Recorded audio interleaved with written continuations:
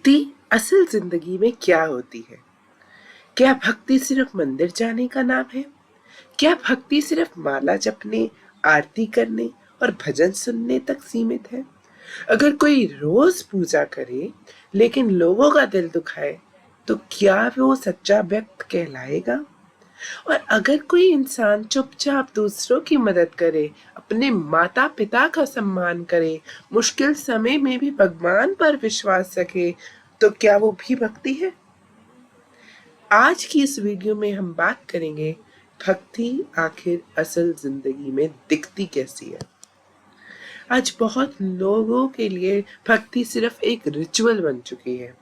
सुबह पूजा कर ली, अगरबत्ती जला दी, मंदिर चले गए, बस इतना ही काफी समझ लिया।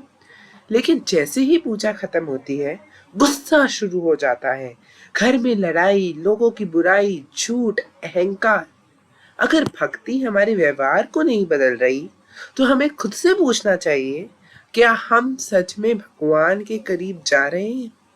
क्योंकि भगवान को सिर्फ हमारे शब्द नहीं, हमारा स्वभाव भी दिखाई देता है। असली भक्ति है क्या? असल भक्ति सिर्फ भगवान का नाम लेना नहीं, बल्कि भगवान के गुणों को अपने जीवन में लाना है। अगर भगवान दयालु है, तो भक्त भी दयालु होना चाहिए। अगर भगवान क्षमा करते हैं, तो भक्त को भी माफ करना सीखना चाहिए। अगर भगवान सब में है, तो फिर हर इंसान के साथ सम्मान से पेश आना भी भक्ति है। आपको कुछ रियल लाइफ एग्जांपल्स के साथ समझाते हैं। माता पिता की सेवा। एक लड़का रोज मंदिर जाता था, लेकिन घर आकर अपने माता पिता से ऊंची आवाज में बात करता था। दूसरी तरफ एक ऐसा लड़का था जो शायद रोज मंदिर नहीं जा पाता था, लेकिन अपने माता पिता की सेवा को पूरे दिल से करता था। भगवान के ज्यादा करीब कौन है? क्योंकि शास्त्रों में तो यही कहा गया है, माता पिता की सेवा भी ईश्वर की सेवा है। क्योंकि भगवान हर जगह नहीं होते, इसीलिए तो उन्होंने माता पिता को ये जिम्मेदारी सौंपी है। गुस्से पर निरंतर। भक्ति का मतलब ये नहीं है कि आपको कभी गुस्सा नहीं आएगा।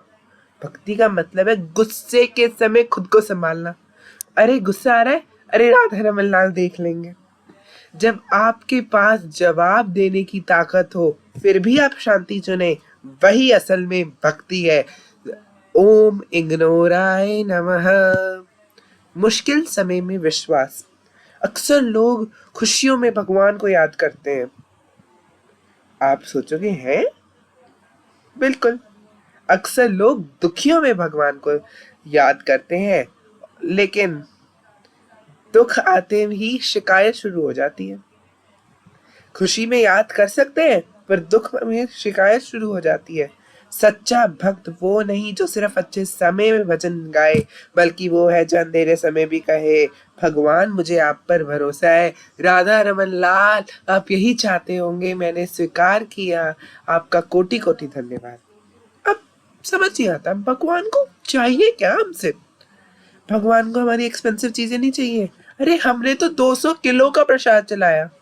भगवान के लिए 200 किलो का लड्डू प्रसाद और 200 ग्राम का भाव भीगी लड्डू का प्रसादम एक समान है। एक गरीब इंसान की सच्ची प्रार्थना शायद भगवान को उस दिखावे से ज्यादा पसंद हो जिसमें सिर्फ अहंकार हो। भगवान आवाज नहीं, भावना सुनते हैं। जब भी भक्ति की बात होती है, सबसे पहले नाम आता है हनुमान। हनुमान को पूजा जाता है, और हनुमान जी को पूजना जाना ही चाहिए, क्योंकि हनुमान जी देवता तो है, परंतु राम जी के परम भक्त हैं। हनुमान जी की भक्ति सिर्फ शब्दों में नहीं थी, वो सेवा थी, समर्पण था, निस्वार्थ प्रेम था। उन्होंने कभी अपने लिए कुछ नहीं मांगा, उनका जीवन प्रभु राम की सेवा के लिए था। यही कारण है कि आज भी करोड़ों लोगों उन्हें भक्ति का मिसाल मानते हैं, उन्हें भक्ति का उदाहरण मानते हैं। सोशल मीडिया वर्सेस रियल भक्ति। रियल भक्ति वर्सेस रियल भक्ति।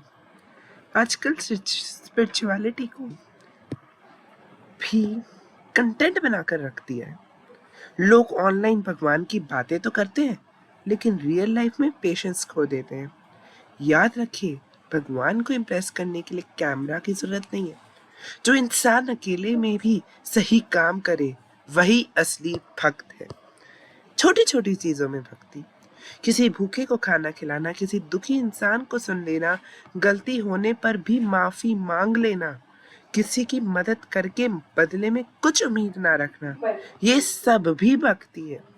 भक्ति सिर्फ मंदिर में नहीं होती, भक्ति इंसान के व्यवहार में दिखाई देती है। शायद भक्ति का मतलब दुनिया छोड़ना नहीं, बल्कि दुनिया में रहकर भी भगवान को ना भूलना है। शायद भक्ति का मतलब सिर्फ हाथ जोड़ना नहीं, बल्कि दिल का विनम्र बनाना है।